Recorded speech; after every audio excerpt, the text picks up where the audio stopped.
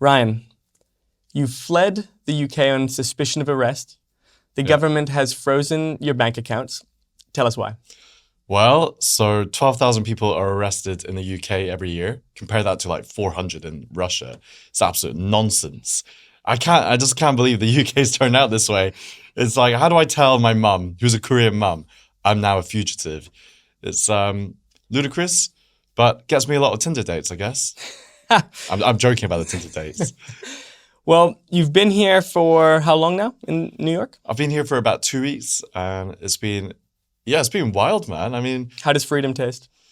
Freedom tastes like a soggy couch. That's what I've been sleeping on. So if any of you know of a place for Ryan to sleep, he is looking for couches around America. This is what being famous. I don't think I'm famous, but I guess this is what it feels like. Just running away and trying to stay hidden. But I'm in a city with Mandami, who's going to be future mayor, potentially. Well, hopefully not, but it seems likely. So with all these kind of Hamas protests going around, I'm kind of just trying to lay low. But there's 1 billion people who look like me, so no problem. In America alone. Let me tell you this. George Orwell said, if liberty means anything at all, it means the right to tell people what they do not want to hear. Has the UK abandoned freedom of speech? So the UK, just by the results, right, 12,000 people a year, that's no joke. That's way higher, as I said, than even Russia, even China. Even China, come on, China is arresting less people than the UK. That's just ridiculous. There's a 2006 hate speech law, which you're not really allowed to go too far in taking the piss out of religions. I think I do that. I've breached it many times. There's a line, and the line is now a dot to me. So, but I don't do it because of any hatred towards Muslims. I mean, I've only ever had very good experiences with Muslims. It's just Islam is a really bad system, and we should be able to critique bad or evil systems. So tell us about this, because a lot of people would say that you hate Muslims, but you would say that you hate Islam. Exactly. I mean, I'm technically a Muslim by now. Do you know this? No, I've said, Ashhadu ilaha illallah wa ashhadu anna Muhammadan Rasulullah. Which means? Which basically means there's one God and blah, blah, blah, but basically, if you say it 3 times, I'm a Muslim. So, I'm a very bad Muslim at the moment. So for the people who would critique you in that way, what would you tell them? How would you correct them? I would say you can't use your lazy excuses on me. You can't call me a white supremacist. Although some people do try. And when they do, I'm like, oh, this is just lovely white privilege. I mean, this is what I dreamed about. I always wanted to be white when I grew up, I mean, why not? I mean, they're the people who invented 97% of everything in the world. Or even more, probably like 99%. Actually, it was the Scots. The Scots have invented pretty much the modern world. This tiny race on a small island. It's not even most of the island, it's just a bit of the island. And they've just invented the modern world. They're incredible people. I have got to give it to white people. People say, oh, you're a white bootlicking person. I go, well, why not? Why not? I mean, look at all the beautiful stuff they've created. Look at the Basilica, the Pantheon Basilica. I just kind of think, well, we've got billions of people over in our side of the world. Why have we not created something as beautiful as the Basilica Pantheon? Why have we not come up with enlightenment? Why have we not come up with something as beautiful as the Magna Carta? Why have we not, the British ended slavery in 1807. I mean, this was not an easy task. They had to fight the French, Arab, Spanish, Portuguese, and the Arab Empire mainly, which traded more slaves and for longer than the British Empire. They traded slaves for 1,400 years. And they're still trading slaves right now. Ridiculous. And a blob of spit just went out because that's how angry I am at it. Why does the British Empire need to take sole responsibility for this? Why can't we respect our white brothers? You're a white brother. Why is it cringe for me to say, I respect you, dude? Because you respect your Asian brothers, don't you? Clearly, to be in here and, to interview me. It's like, there's no racism when there's meritocracy. We love each other as brothers, and we're here to fight the good cause, and fealty to the cause. Let's Do you have Muslim brothers? I do. I speak to Muslims probably more than any other race or group of people, because I need to try and have the back and forth to make sure that what I'm talking about is not absolute bullshit. I do try and make sure that I give a fair representation on every side. Obviously, for the humorous side, like, leave the goats alone. It's highly effective. Humor is a very beautiful tool to get a very simple message out there.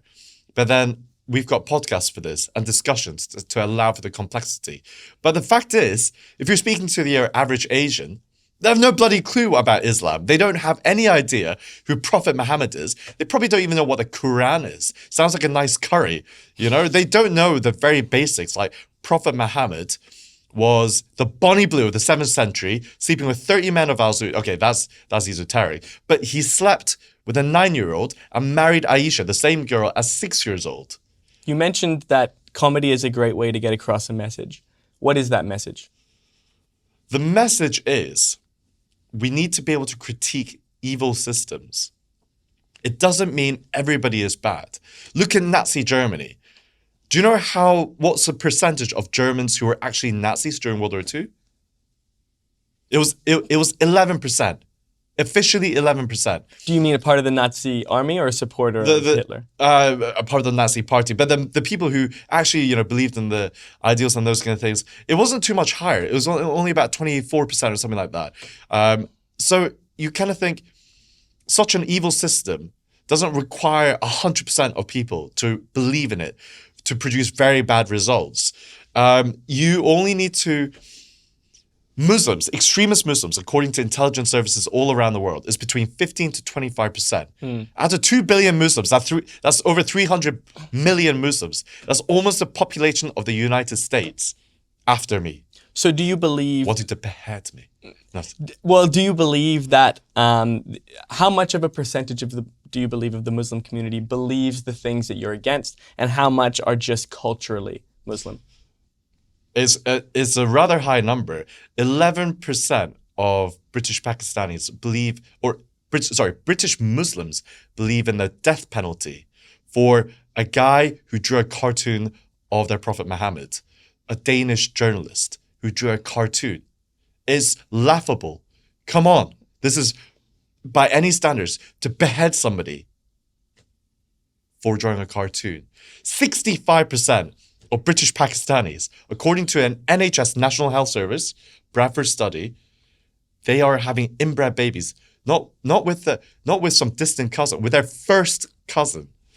I was doing some research on this actually, and I found that what we typically think of as First Amendment style free speech in the US doesn't exist in the UK. It says here it's protected in the UK only insofar as Parliament allows it.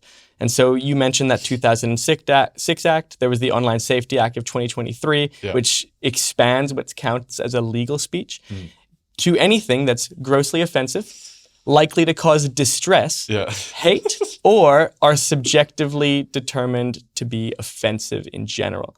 And so as a result, we've seen things like Count Dunkula. I don't know if you've heard of Mark Meechan. He was jailed for a satirical video. Darren Brady, who was arrested for a meme about pride flags, and then journalist Alison Pearson, who was investigated by UK police for a tweet she made. And the argument they're saying is a right that cannot be safely exercised is not a right, it's an illusion. Freedom of speech ceases when it only protects fashionable ideas. My arse is so going to jail. And with these tits, the Muslims are going to be all over it. I mean, the fact is, in jail, the fastest growing religion in jail in the UK is Islam. And it's unbelievable the statistics that are coming out. The crime rate, something like 90% of all child grooming gangs come from this tiny proportion of the population, which is the Islamists. They are the Islamists who are 90% committing all the child grooming gang violence and crime. That's disgusting. Why is that happening? Is it innate? Is it genetic? I'm actually not being so racist by saying, I don't think it's any of that. I think it's culture. I think culture can change it. Shout out to brilliant Arabs and Mediterraneans. I like to call them Mediterraneans because, Syria, Jordan, Lebanon, Egypt, Coptic Christians, Iran, former Zoroastrians.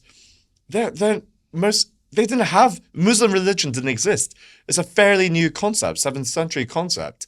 It's a bloody new thing. It hasn't been tried and tested like the Judaism, Buddhism, Christianity, shout out to Christianity. It's just brilliant. I mean, the fact that love thy neighbor, these are such brilliant principles for peacefulness.